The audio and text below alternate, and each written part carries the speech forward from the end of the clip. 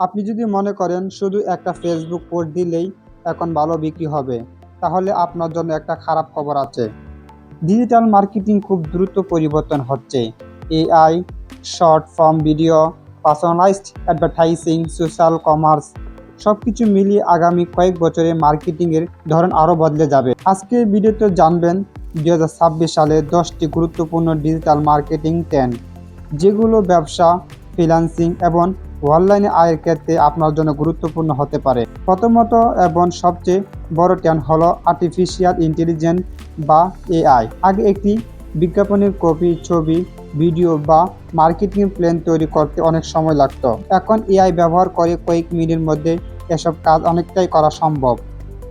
AI শুধু content তৈরি করছে না, কাস্টমার ডাটা বিশ্লেষণ, অডিয়েন্স সেগমেন্টেশন, অ্যাড অপটিমাইজেশনস এবং কাস্টমার সাপোর্ট এর মতো কাজেও ব্যবহার করা হচ্ছে। তাই ভবিষ্যতে মার্কেটের জন্য এআই জানা আর শুধু অতিরিক্ত স্কিল নয়, এটি ধীরে ধীরে গুরুত্বপূর্ণ দক্ষতায় পরিণত হচ্ছে। দ্বিতীয় ট্রেন্ড হলো short form video. TikTok, Instagram reels, YouTube shorts এই ধরনের ভিডিও মানুষের কন্টেন্ট দেখার অভ্যাসই বদলে দিয়ে একটি 30 থেকে 60 সেকেন্ডের ভিডিও দিয়েও কোনো ব্র্যান্ডে তার প্রোডাক্ট, সার্ভিস বা মেসেজে খুব দ্রুত মানুষের কাছে পৌঁছে দিতে পারে। তাই ব্যবসার জন্য শুধু সুন্দর ছবি নয়, শর্ট ভিডিও কন্টেন্ট তৈরি করা দক্ষতা গুরুত্বপূর্ণ। তৃতীয় ট্রেন্ড হলো সোশ্যাল কমার্স। আগে মানুষ ফেসবুক বা ইনস্টাগ্রাম এর প্রোডাক্ট দেখত আর তারপর আলাদা ওয়েবসাইটে গিয়ে কিনত। এখন সোশ্যাল মিডিয়া নিজেই প্রোডাক্ট ডিসকভার এবং শপিং জার্নি এর গুরুত্বপূর্ণ অংশ হয়ে উঠছে। বিশেষ করে ছোট ব্যবসার জন্য ফেসবুক, ইনস্টাগ্রাম এবং সোশ্যাল প্ল্যাটফর্ম থেকে সরাসরি কাস্টমার এর কাছে পৌঁছানো অনেক সহজ হয়েছে। চতুর্থ ট্রেন্ড হলো পার্সোনালাইজেশন। একই বিজ্ঞাপন সবাইকে দেখানোর পরবর্তীতে কাস্টমার এর আগ্রহ, আচরণ এবং প্রয়োজন অনুযায়ী কন্টেন্ট বা অফার দেখানো হচ্ছে।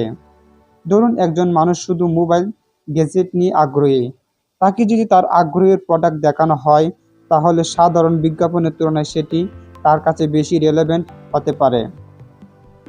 ভবিষ্যতে মার্কেটিং হবে right person, right message, right time. পঞ্চম ট্রেন্ড হলো ক্রিয়েটর মার্কেটিং।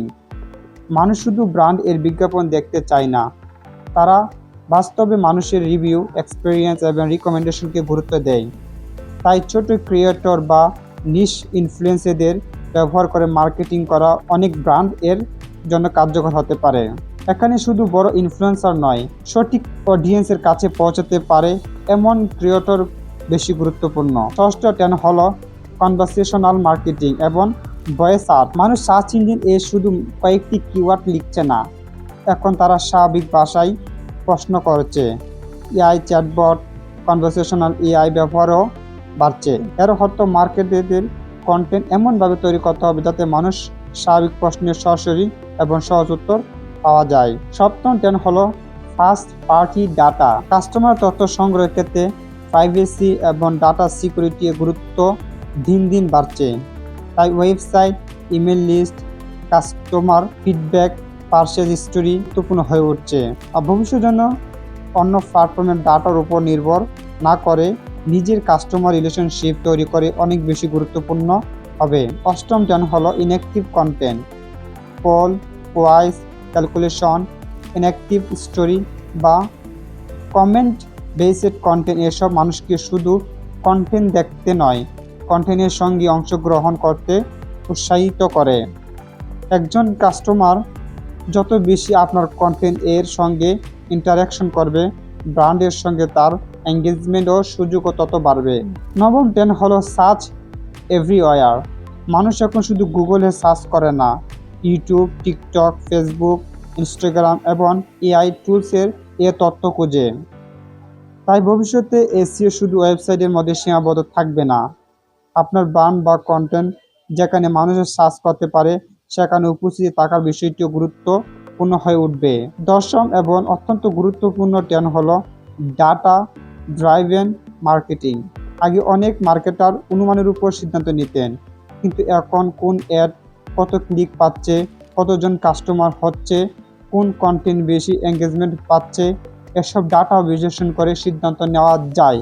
অর্থাৎ ভবিষ্যতে মার্কেটার শুধু ক্রিয়েটিভ হলেই হবে না, তাকে ডাটা বুঝতে জানতে হবে। তাহলে একজন ডিজিটাল মার্কেটার হিসাবে এখন কোন স্কিলগুলো শেখা উচিত?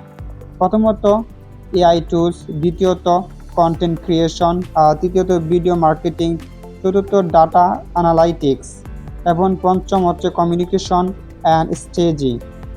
আপনি যদি এই স্কিলগুলো ধীরে ধীরে ডেভেলপ করেন তাহলে পরিবর্তনশীল ডিজিটাল মার্কেটিং এর সঙ্গে নিজেকে আপডেট রাখতে পারবেন।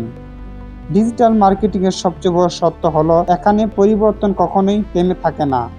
আজ যে স্ট্র্যাটেজি কাজ করছে কয়েক বছর পর সেটি হয়তো আর আগের মতো কাজ নাও করতে পারে। তাই সফল মার্কেটার হওয়ার জন্য শুধু একটি টুল শেখা নয়, নতুন টেকনোলজি, নতুন প্ল্যাটফর্ম এবং নতুন কাস্টমারের বিহেভিয়ার সঙ্গে নিজেকে আপডেট রাখা সবচেয়ে গুরুত্বপূর্ণ। ভিডিওটি ভালো লাগলে লাইক করুন, আপনার মতামত কমেন্টে জানান এবং এমন আরও ডিজিটাল মার্কেটিং, এআই এবং টেক্সট টিপস পেতে আমাদের চ্যানেলটি সাবস্ক্রাইব করে রাখুন এবং যারা পেজটি দেখছেন তারা পেজটি ফলো দিয়ে রাখুন। আল্লাহ হাফেজ।